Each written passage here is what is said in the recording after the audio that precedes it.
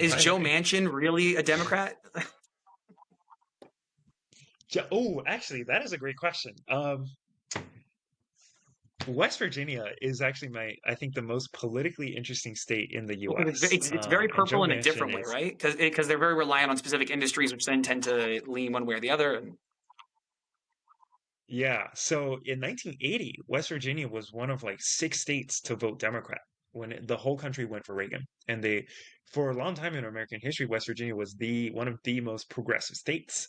And what we saw was from 1980 to 2020, it shifted from one of the most left-wing states in the country to one of the most right-wing states in the country.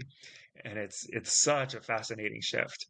Um, I'm not from West Virginia, so I'm very much an armchair historian for this, but I think a lot of it is how the Democratic Party has shifted from a party that used to be more moderate on social issues, but very like left wing and very pro union and pro working class, to the Democratic Party that we have today, which is pretty like left on social issues, but very moderate when it comes to class issues. And for West Virginia, which is a state where a lot of the voters are socially conservative but fiscally quite left, that was that was a huge tipping point for them. These are people who, at the same while going to church every week and being very anti-abortion, are at the same time also very pro-union. And their shift, I think, explains a lot of the shift that you're seeing across the country. I mean, in Bernie dominated the West Virginia primary in 2016 and in 2020.